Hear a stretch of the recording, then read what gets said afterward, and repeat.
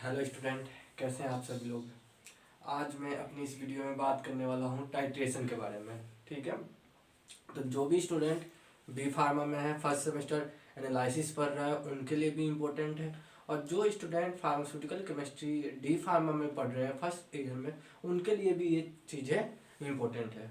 ठीक है, जो टाइट्रेशन है वो आपको फार्मास्यूटिकल केमिस्ट्री में यूनिट सेकंड है आपका वॉल्यूमेट्रिक एनालिसिस, उसमें पढ़ना है आपको। ठीक है, और जो बी फार्म है, ठीक है, फर्स्ट सेमेस्टर फार्मास्यूटिकल एनालिसिस, सारा यूनिट जो है आपका वो एनालाइज टाइट्रेशन पे ही बेस्ड है।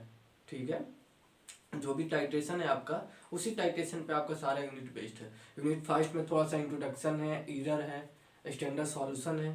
ठीक है, तो मैं फार्मास्यूटिकल एनालिसिस क्या होता है, ईरर क्या होता है, इसका मैं वीडियो ऑलरेडी अपने इससे पहले वाले वीडियो में मैं बना रखा हूँ। तो जो भी स्टूडेंट नहीं देखा हो, पहले जाके वो वीडियो देखिए, उसके बाद से आइए आप लोग को टाइट्रेशन समझाता हूँ मैं। ठीक है, चलिए मैं स्टार्ट करता हूँ टाइट्रेशन। ठीक है, टाइट्रेशन है क्या। टाइट्रेशन आपका है वॉल्यूमेट्रिक एनालिसिस का एक टाइप। ठीक है, तो जब मैं इससे पहले वाले वीडियो में आपको बताया था एनालिसिस क्या होता है। एनालिसिस मीन्स जांच करना। ठीक है, अब वो एनालिसिस के डिफरेंट टेक्निक थे, डिफरेंट मेथड थे। तो उसमें दो टाइप्स के थे, एक था इंस्ट्रूमेंटल, एक था नॉन इंस्ट्रूमेंटल। ठीक है, तो इंस्ट्रूमेंटल में हम लोग किसी इंस्ट्रूमेंट की हेल्प ले रहे थे, और नॉन इंस्ट्रूमेंटल में क्या हो रहा था, ये केमिकल मेथड यूज हो रहा था। ठीक है, तो वॉल्यूमेट्रिक एनालिसिस किसका पार्ट था, केमिकल मेथड का, नॉन इंस्ट्रूमेंटल मेथड का। ठीक है, तो इसमें आपका क्या हो रहा था, कोई भी इंस्ट्रूमेंट यूज नहीं हो रहा था, ये जो केमिकल की हेल्प से आपका यूज हो रहा था। तो वॉल्यूमेट्रिक एनालिसिस क्या होता है, वॉल्यूमेट्रिक एनालिसिस यानी वॉल्यूम को मेजर करके एनालिसिस करना, जांच करना कहलाता है वॉल्यूमेट्रिक एनालिसिस। ठीक है, अब ये वॉल्यूमेट्रिक एनालिसिस है वो क्वांटिटेटिव एनालिसिस का पार्ट है। ठीक है, अब क्वांटिटेटिव एनालिसिस क्या होता है, क्वांटिटेटिव मीन्स अमाउंट, यानी वैसा जांच करने का प्रोसेस जिसमें हम लोग क्या करते हैं, अमाउंट को निकालते हैं। ठीक है, वो होता है क्वांटिटेटिव एनालिसिस। अब आते हैं हम लोग टाइट्रेशन पे। टाइट्रेशन क्या है हमारा, it is a type of quantitative analysis. जो टाइट्रेशन है वो आपका एक प्रकार है क्वांटिटेटिव एनालिसिस का। ठीक है, यानी क्वांटिटेटिव एनालिसिस यानी अब हम लोग इसमें क्या करेंगे, अमाउंट को निकालेंगे। ठीक है, नेक्स्ट डेफिनेशन में आगे देखते हैं। It is a type of quantitative analysis in which titrant react with analyte, then determine the concentration. The process is called titration. ठीक है, यानी टाइट्रेशन टाइप है क्वांटिटेटिव एनालिसिस का, और ये एक प्रोसेस है कंसेंट्रेशन निकालने का। यानी कोई सॉल्यूशन है, सॉल्यूशन की कंसेंट्रेशन कितनी है, उसमें सॉल्यूट कितना अमाउंट में है या सॉल्वेंट कितना अमाउंट में है, उसकी कंसेंट्रेशन जिस मेथड के थ्रू, जिस प्रोसेस के थ्रू निकाला जाता है, उसको हम लोग टाइट्रेशन कहते हैं। तो एक लाइन में अगर टाइट्रेशन का डिफिनीशन बताया जाए तो डिटर्मिनेशन ऑफ अमाउंट या determination of concentration is called titration. ठीक है, अब टाइट्रेशन में दो टर्म है, एक है टाइट्रेंट, एक है एनालिट।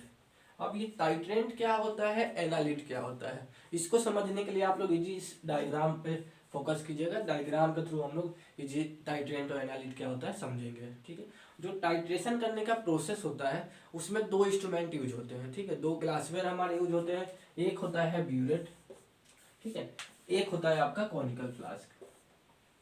ठीक, अब क्या होता है, एक जो ब्यूरेट होता है उसमें हम लोग लेते हैं स्टैंडर्ड सॉल्यूशन। ठीक है, लेते हैं स्टैंडर्ड सॉल्यूशन। अब ये स्टैंडर्ड सॉल्यूशन क्या है, स्टैंडर्ड सॉल्यूशन वैसा सॉल्यूशन है जिसकी कंसंट्रेशन हमें पता है। ठीक है, यानी जिसकी कंसंट्रेशन पता है वो हमारा स्टैंडर्ड सॉल्यूशन होता है, और वही स्टैंडर्ड सॉल्यूशन आपका क्या होता है, टाइट्रेंट होता है। ठीक है, यानी टाइट्रेंट क्या है, वैसा सॉल्यूशन है जिसकी कंसंट्रेशन आपको पता है, वो टाइट्रेंट होता है। Next conical flask. Conical flask में हम लोग लेते हैं तेज सॉल्यूशन। तेज सॉल्यूशन मीन्स जिसकी कंसंट्रेशन हमें निकालना है। ठीक है, यानी हमारा क्या है, वो तेज सॉल्यूशन है, उसी की कंसंट्रेशन निकालनी है, और वही हमारा होता है एनालिट। ठीक है, यानी एनालिट की हमें कंसंट्रेशन निकालनी है, किसकी हेल्प लेकर, टाइट्रेंट की हेल्प लेकर। अब ये टाइट्रेंट क्या था, हमारा स्टैंडर्ड सॉल्यूशन था जिसकी कंसंट्रेशन हमें पता थी। अब इन दोनों को आपस में जब हम लोग रिएक्शन कराते हैं in the with help of indicator. ठीक है, अब ये इंडिकेटर क्या होता है, इंडिकेटर वैसा केमिकल होता है जो किसी सॉल्यूशन में मिक्स होने के बाद से वो अपना कलर चेंज कर देता है। ठीक है, तो ये इंडिकेटर का काम है एंड पॉइंट को डिटरमाइन करना। यानी आपने टाइट्रेशन कराया, टाइट्रेंट और एनालिट के बीच में रिएक्शन कराया, रिएक्शन कराने के बाद से जब ये आपका एंड पॉइंट आएगा, यानी जब आपका ये टाइट्रेशन कंप्लीट होगा, वहां पे क्या होगा, जो इंडिकेटर है वो अपना कलर को क्या कर देगा, चेंज कर देगा। ठीक है, यानी मान लीजिए आपने ये जो एनालिट लिया है उसमें एक इंडिकेटर ऐड किया, ठीक है, और इस सॉल्यूशन का कलर हो गया कलरलेस या वाइट। ठीक है, अब उसमें आप एनालिट मिलाते हैं, सॉरी टाइट्रेंट मिलाते हैं एनालिट में, तो जैसे जैसे टाइट्रेंट आपके एनालिट में मिल रहा है और एक टाइम ऐसा आएगा कि जो ये वाइट नॉन कलरलेस जो था सॉल्यूशन, ठीक है, वो कलर चेंज कर देता है, आपका दूसरे कलर में कन्वर्ट हो जाता है। मीन्स वहां पे आपका टाइट्रेशन कंप्लीट हो गया है। तो जहां टाइट्रेशन कंप्लीट हुआ है उस पॉइंट को हम लोग बोलते हैं एंड पॉइंट। ठीक है, तो एंड पॉइंट आ गया मीन्स हमारा टाइट्रेशन कंप्लीट हो गया। अब हम लोग क्या करते हैं, कैलकुलेशन करके टाइट्रेशन की हेल्प से हम लोग कंसंट्रेशन निकाल लेते हैं। ठीक है, तो ये था आपका प्रोसेस ऑफ टाइट्रेशन। और टाइट्रेशन क्या होता है, डिटर्मिनेशन ऑफ कंसंट्रेशन, यानी अमाउंट निकालने का प्रोसेस। अब चलिए मैं एक एग्जांपल लेता हूँ, एग्जांपल की हेल्प से आपको बताता हूँ कि कैसे आप लोग कंसंट्रेशन निकालिएगा। एक सॉल्यूशन है आपका NaOH, ठीक है, मान लीजिए मैंने NaOH को स्टैंडर्ड सॉल्यूशन लिया, इसकी कंसंट्रेशन मैंने बताई आपको, जो इसकी कंसंट्रेशन है वो है आपकी 0.1 नॉर्मल। ठीक है, और इसकी जो वॉल्यूम है, हमने वॉल्यूम इसकी ली 50 ml। ठीक है, यानी 0.1 मोलर NaOH सॉल्यूशन प्रिपेयर करने हमको स्टैंडर्ड सॉल्यूशन में किया, और इसमें हम लोग उसका जो अमाउंट डाला वो 50 ml डाला। ठीक है,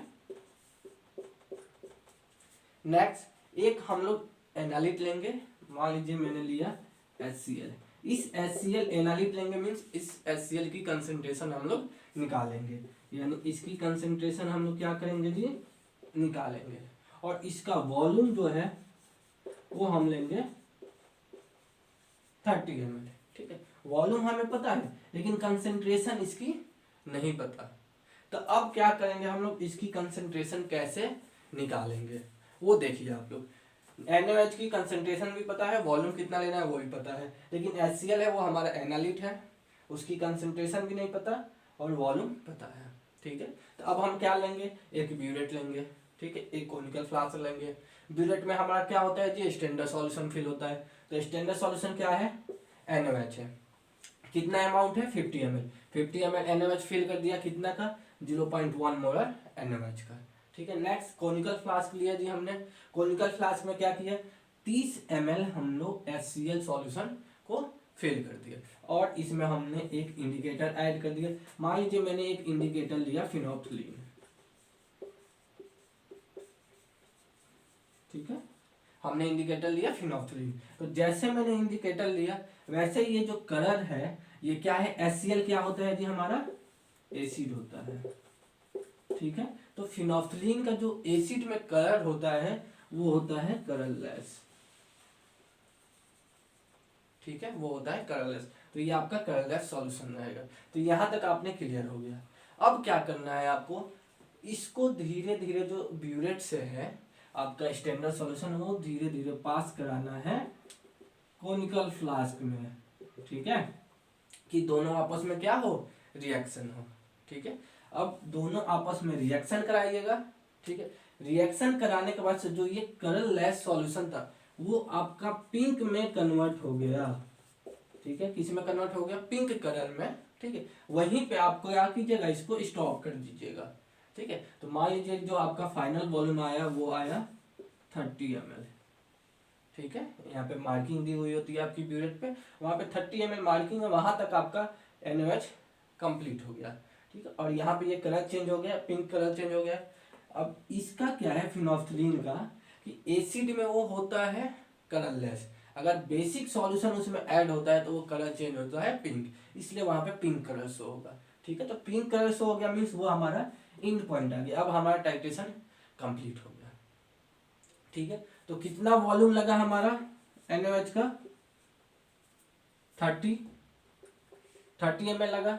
ठीक है, तो इसका फॉर्मूला होता है फाइनल वॉल्यूम, ठीक है, initial volume minus final volume. तो इनिशियल वॉल्यूम कितना था जी हमारा? 50 ml माइनस फाइनल वॉल्यूम कितना आया? 30 ml।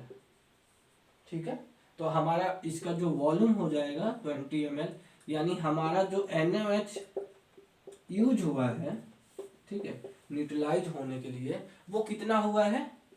20 ml। क्लियर? यानी 20 ml हमारा NaOH यूज हुआ है यहाँ पे न्यूट्रलाइज होने के लिए। हमारा टाइट्रेशन कंप्लीट हो गया है। अब हमारा ये कंसंट्रेशन पता है, ये पता है, ये पता है, ये पता है। अब हमें निकालनी है मोलालिटी किसकी? HCl की कंसंट्रेशन निकालनी है कि कितनी मोलर कंसंट्रेशन इसका था। तो है इसका एक कैलकुलेशन होता है, इक्वेशन होता है M1V1 इक्वल टू M2V2। ठीक है, इसकी हेल्प से हम लोग ये चीजें कैलकुलेट करेंगे। ठीक है, तो इसमें क्या है?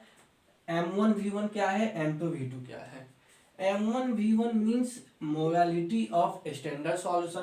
तो स्टैंडर्ड सॉल्यूशन क्या है हमारा? NaOH। तो उसकी मोलालिटी कितनी है? 0.1 इंटू V1 है volume of standard solution. Volume कितनी है स्टैंडर्ड सॉल्यूशन की आपकी? कितनी वॉल्यूम NaOH रिक्वायर्ड हुई थी? 20 ml। तो ये आपका हो जाएगा 20 ml। M2 जो है मोलालिटी ऑफ टेस्ट सॉल्यूशन। तो यहाँ टेस्ट सॉल्यूशन की मोलालिटी कितनी है? यही हमें निकालना है, यही कंसंट्रेशन है HCl के, यही हमें निकालना है। तो ये हमारा हो गया M2, ये हमें नहीं पता। नेक्स्ट है V2। ठीक है, वॉल्यूम ऑफ टेस्ट सॉल्यूशन। तो टेस्ट सॉल्यूशन क्या था हमारा? HCl। अब HCl हमने कितना वॉल्यूम लिया था? कितना ml लिया था जी हमने? 30 ml। तो ये वॉल्यूम हो जाएगा हमारा 30 ml। अब देखिए हमें क्या चीज, तीन चीजें पता है, तो हम लोग चौथा चीज क्या कर लेंगे? निकाल लेंगे। ठीक, अब इसको मल्टीप्लाई करेंगे हम लोग, तो हमारा क्या हो जाएगा?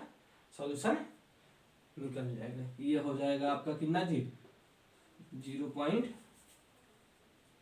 मल्टीप्लाई कीजिएगा आप लोग